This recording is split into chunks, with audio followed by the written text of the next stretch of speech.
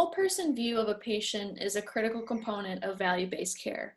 What roles does technology play in bringing this information together to all players in the healthcare journey, from healthcare tracking apps to health plans? Yeah, I think what's interesting is historically, the care management industry, which is where we live, has always been about internal systems, right? IT systems, and getting all of those IT systems to kind of work together so you can capture all the clinical data, you can capture the claims data, you can make decisions based on that. I mean, I think that's been around for a very long time. In-home assessments.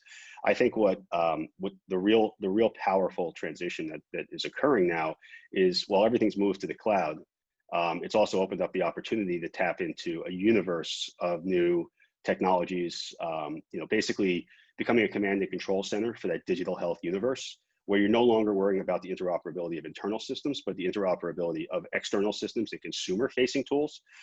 So one of the things, like we've seen is, for example, there's a lot of great digital health tools out there, right? But Mhm. how do you make that, what works, everybody jumped on digital health tools when COVID broke out, right? That was the first thing they all did. But then they recognized that in order to maintain the momentum of those digital health tools and to make them actually useful in the future, they need to upgrade their infrastructure to allow for the aggregation and interoperability of those tools and integrating them into the care management workflows. So, even things like as simple as, Apple, who has a universe of app developers, right, who are building all these great apps, leveraging the health kit, leveraging, the watch and all the great stuff that's out there.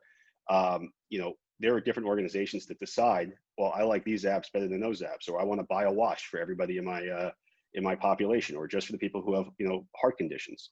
It's extremely important that they have the infrastructure to support those decisions, Mhm. because for the long term, it's not going to be acceptable to just have oh, let's get this up and running and throw some watches out into the community, right? It needs to be part of the entire healthcare journey, and that's what's really, that connective tissue is really what's going to bring together the consumer, the community, the doctor, the physician providers, and the insurance companies, where they all have to work together in order to Right. provide better care. That's the real key here.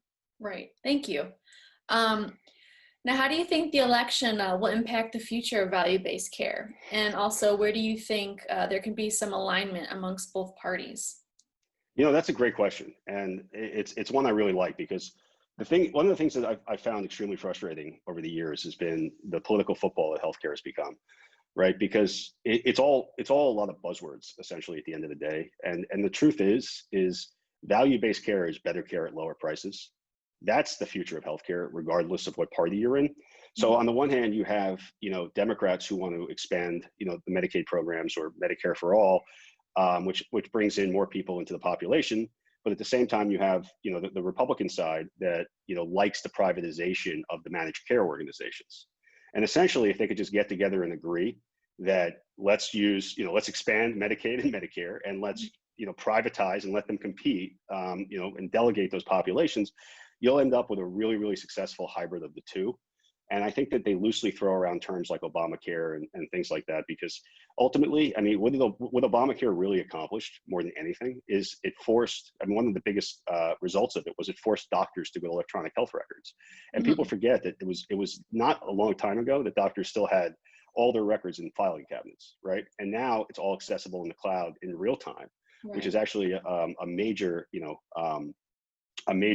step in the right direction. But then the other thing it did was allow states to tap into innovation by expanding their Medicaid programs and doing Medicaid transformation, moving to that managed care model, and really investing in value-based care. And they're seeing great outcomes from it. And there's still probably about half the states in the country that haven't transitioned yet, let alone the commercial populations. But I think that that's going to be one of the topics that if they could just get together, get in a room together, they'll be able to figure out that they're really saying the same thing, and Mhm.